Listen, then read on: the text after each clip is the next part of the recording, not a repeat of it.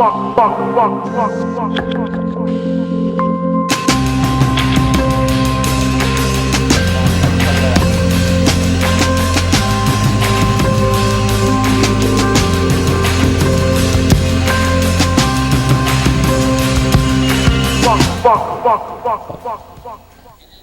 the book of Romans, chapter 8, and in verse 1, the Apostle Paul said, "Now there is no condemnation for those who are in Christ Jesus, who do not walk according to the flesh, but according to the Spirit."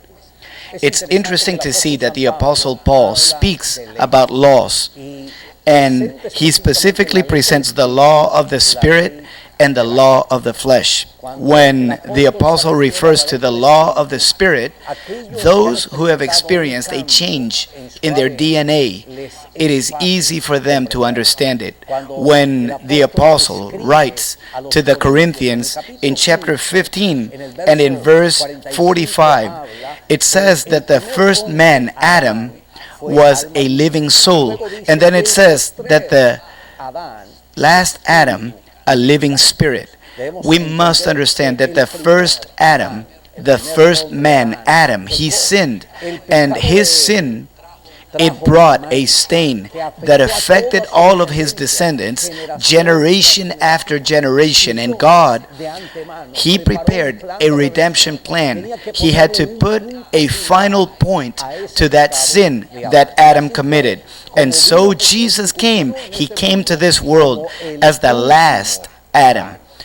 You know, someone could ask, how could Jesus be the last Adam if he died 2,000 years ago and there have been many more people? How is it that he could be the last Adam? Listen to this.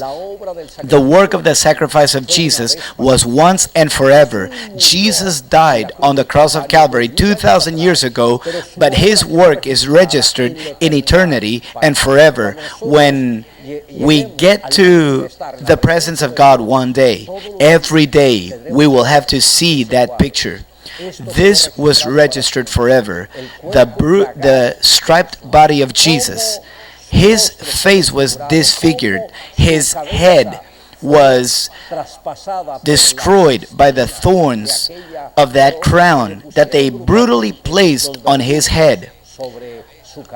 And all of his body, from the soles of his feet to the top of his head, was completely striped, and there was pus flowing throughout his body, and he practically felt so thin. It says that he could count the bones of his body. Jesus felt God's abandonment and God's rejection. And when you think about that scene, you must remember something.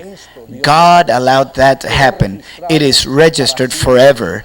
And it will be so amazing that one day the 24 elders, it says, they will take their crowns and they will bow down before him and will worship him and tell him, "You are worthy of receiving all the glory, honor, and praise, and glory, and riches, and power, because you were punished, and with your blood you have made us unto God kings and priests, and we will reign forever with you."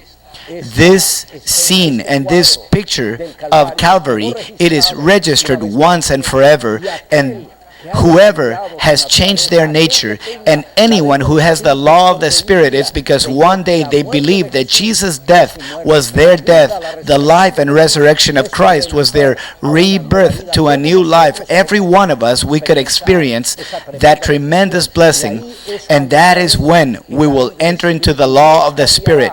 God will totally change our DNA. In verse 47, it talks about Jesus as the second man. The first man of the earth was an earthly man, but the second man is a spirit, a living spirit, a heavenly. Jesus gave us spirit. Jesus gave us life. He himself transformed our genetic code. He gave us a new outline like a new being on this earth. Now, we don't have the mark of Adam anymore. Now we have the mark of Christ, and Christ who has been resurrected. Therefore, Paul said, we preach Jesus and Jesus resurrected. Now, I want to ask you a question. Do you really feel that you have a new genetic code? Or do you have a hand nailed on the cross and another hand committed and embracing the things of this world? We cannot serve two masters at the same time. Either we love one or hate the other. Either we are crucified along with Christ so that God's power will flow through our lives, or we are embracing the world, distance from God. So we make the decision, every single one of us, for ourselves.